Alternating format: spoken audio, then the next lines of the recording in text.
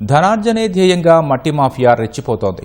రహదారి పక్కనున్న భూములతో పాటు చెరువులను, గుట్టలను సైతం మాయం చేస్తున్నారు. నల్గొండ జిల్లాలో చెరువులను విచ్చలవిడిగా తవ్వి పర్యావరణానికి ఆటంకం కలిగిస్తున్నారు. మట్టి అక్రమ రవాణా జరుగుతున్నా పర్యావరణానికి హాని కలిగిస్తున్న మైనింగ్ శాఖ, రెవెన్యూ, నీటిపారుదల శాఖ అధికారులు చోద్యం చూస్తున్నారు. నల్గొండ నగరం చుట్టూ రింగ్ రోడ్డు నిర్మాణం పనులు గత అక్టోబర్లో ప్రారంభించారు. నగర శివారులోని ఛాయా సోమేశ్వరాలయం జంక్షన్ నుంచి మునుగోడు రోడ్డులోని హౌసింగ్ బోర్డు, కతాల్గూడెం వైద్య కళాశాల వరకు 14 కిలోమీటర్ల మేర 516 కోట్ల రూపాయలతో రింగ్ రోడ్డు నిర్మాణం జరుగుతుంది. అయితే నిర్మాణ పనులకు నిబంధనలకు విరుద్ధంగా విచ్చలవిడిగా మట్టి తవ్వకాలు చేస్తున్నారు. నల్గొండ మండలంలోని కాంచనపల్లి, బుద్ధారం, దోమలపల్లి, ఉదయ సముద్రం దిగువ ప్రాంతాల నుంచి కొన్ని వేల లారీల్లో మట్టిని తరలించారు. దీని విలువ బహిరంగ విపణలో 50 కోట్ల వరకు ఉంటుంది. గుత్తేదారులు, అధికారులు, ప్రజాప్రతినిధులు అందరూ కలిసి నీకింత నాకింత అన్న చందంగా విలువైన భూగర్భ సంపదను దోచేస్తున్నారని విమర్శలు వెల్లువవుతున్నాయి. నాసిరకం మట్టితో రింగ్ రోడ్డు నిర్మాణం చేపడుతున్న కాంట్రాక్టర్పై చర్యలు తీసుకోవాలని స్థానికులు జిల్లా కలెక్టర్కి వినతి పత్రాన్ని అందజేశారు.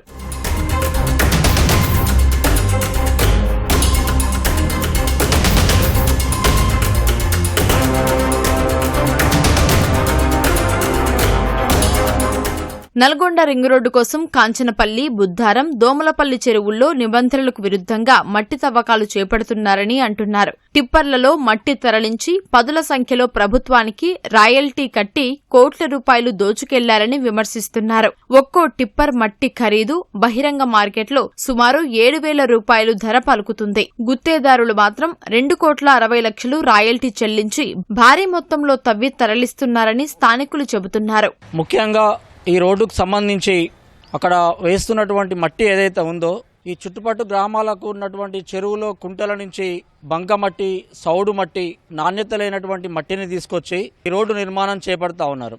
ఒక 2 నెలల నుంచి జరుగుతున్నటువంటి యొక్క నిర్మాణంలో అధికారుల పర్యవేక్షణ ఎక్కడ కూడా కనబడట్లేదు. ఈ తరలిస్తున్నటువంటి మట్టికి ఎక్కడ కూడా అనుమతులు లేవు. ప్రభుత్వం దృష్టికి తీసుకుపోవాలి, అధికారుల దృష్టికి తీసుకుపోవాలన్న ఆలోచనతోటి అధికారుల దృష్టికి తీసుకుపోవడం జరిగింది. చెరువుని అడ్డగోలుగా దొంగతురు. ఒక్కొక్క 4 గోళలు 3 గోళలు వాళ్ళ ఇష్టం వచ్చినట్టు దొంగతురు. నల్ల మట్టి దొంగకపోతురు, అమ్ముకుంటారు.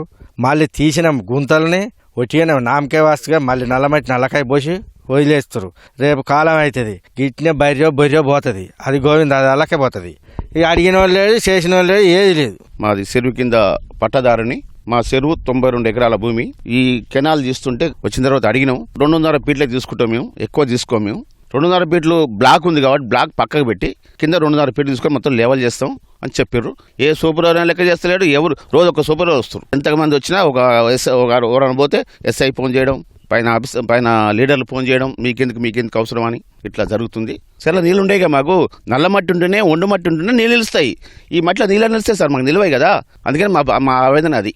రహదారి పక్కనున్న భూములతో పాటు చెరువులను కొల్లగొడుతుంటే నీటిపారుదల శాఖ స్పందించకపోవడంపై విమర్శలు వ్యక్తమవుతున్నాయి. పై స్థాయి అధికారుల నుంచి కింది స్థాయి సిబ్బంది వరకు మట్టి మామూళ్లు అందుతుండడం వల్లే నిమ్మకు నీరెత్తినట్లు వ్యవహరిస్తున్నారనే విమర్శలు వెల్లువవుతున్నాయి. అయితే సంబంధిత అధికారులను సంప్రదించకుండానే గుత్తేదారులు నేరుగా చెరువుల్లోని మట్టిని దోచుకుంటున్నారు. జిల్లా కలెక్టర్ పూర్తి స్థాయిలో మట్టి మాఫియా అరాచకాలపై విచారణ కమిటీ వేసి సమగ్ర దర్యాప్తు చేయాలని పర్యావరణవేత్తలు, స్థానికులు కోరుతున్నారు.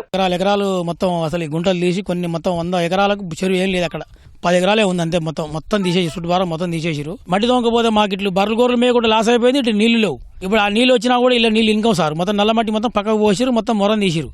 ఆ మొరం మొత్తం నల్ల మట్టి బ్లాక్ సాయిల్ మొత్తం మళ్ళీ అడుగు మొత్తం నేర్పితేనే ఆ వాటర్ అనేది స్టోరేజ్ అవుతుంది. అక్కడ తీస్తే పైన 1 మీటరు ఒక లేవలో తీసుకపోతే ఒక లెక్క ఉంటుంది సార్. అది ఒక్క పాలే ఇంతలో తీస్తే ఆ చెరువు ఏమైనా అందం ఉందో, ఇలా గొర్రెలు వచ్చినా పశువులు వచ్చినా అవి వనికిరావు. ఇక దీనివల్ల మా రైతులకు నష్టమే గాని మా కంచనపల్లికి ఏం లాభం లేదు. అందుకే దీన్ని దయచేసి మీరు దాన్ని కడ్బం చేసి ఎంతలో తీసినా అది లేవల్ చేసిపోవాలి. అంటే ఒకవైపు రోడ్డు నాణ్యతా ప్రమాణాలు పాటించట్లేదు, రెండో వైపు చెరువుల్లో పూడిక కంటే ఎక్కువ లోతు తీయడం ద్వారా నీళ్లు వ్యవసాయానికి ఉపయోగపడేటటువంటి ఆ కత్వ కంటే కిందికి వెళ్ళిపోతాయి తప్ప పైకి వచ్చేటటువంటి పరిస్థితి లేదు. కాబట్టి దాంతో వ్యవసాయాలకు నీళ్లు వచ్చేటటువంటి పరిస్థితి లేకుండా పోతా ఉంది. ఏ గ్రామంలో అయితే చెరువుల పూడిక పేరుతో పెద్ద పెద్ద గుంతలు తీస్తా ఉన్నారో ఆ గ్రామంలో ఉండేటటువంటి రైతాంగం అంతా కూడా దాన్ని అడ్డుకోవాలి, దాన్ని నివారించడం వల్లనే మీ పంట పొలాలకు మీ చెరువులకు రక్షణ ఉండేటటువంటి పరిస్థితి వస్తుంది.